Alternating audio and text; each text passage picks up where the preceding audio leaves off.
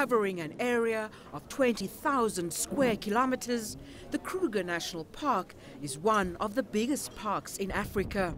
It's been one of South Africa's top tourist destinations for decades. But there's a darker side, an ongoing war between park rangers and ruthless poachers who slaughter rhino to sell their horns. It doesn't stop, it continues day and night, month in, month out. And of course the incursions are coming very much on foot over the fences, both from the east, from Mozambique, which takes up about 75% to 80% of our poaching activity, where it originates. And certainly also from the west, from the South African side, it's continuous. It's a serious challenge in every respect.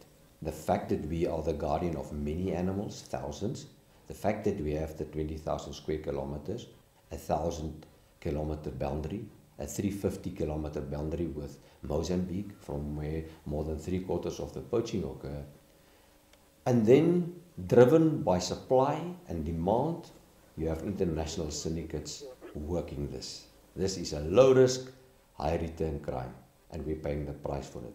Our team went out into the bush with Kruger Park rangers and saw firsthand just how high that price is.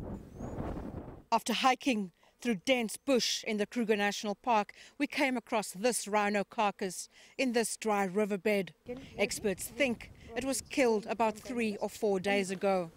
A single bullet shot through the head brought this rhino down, and its horn was hacked off.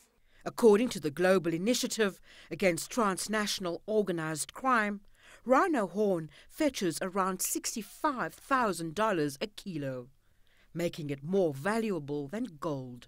This rhino was the 307th rhino killed in the Kruger National Park in the past 6 months. And the threat is constantly evolving. Many poachers are now coming into the park pretending to be tourists. They pay at the gate, very difficult to detect. They come in, they dropped off in areas which, gives us a disadvantage. We have a situation in Kruger where we are trying to please the tourists, and it is a tourist destination. So having, let's say, the tourist, as it were, also getting involved in it makes it very difficult for us. Authorities say they will continue to invest millions in training and equipping their field rangers. They have now taken on a greater law enforcement and anti-poaching role. If you come into the park, into the bush of the park, in the dark of night, you will find fiercer and fiercer opposition. And you will soon find methods that will allow me to survey and detect you earlier. And as pressure mounts to try and save the rhino from extinction, the top brass at the mighty Kruger say failure is not an option, at least not on their watch. People are looking at us to save the rhino, because ultimately, if it continues like this, we're going to lose rhino. And of course, then we're going to be answerable to our children.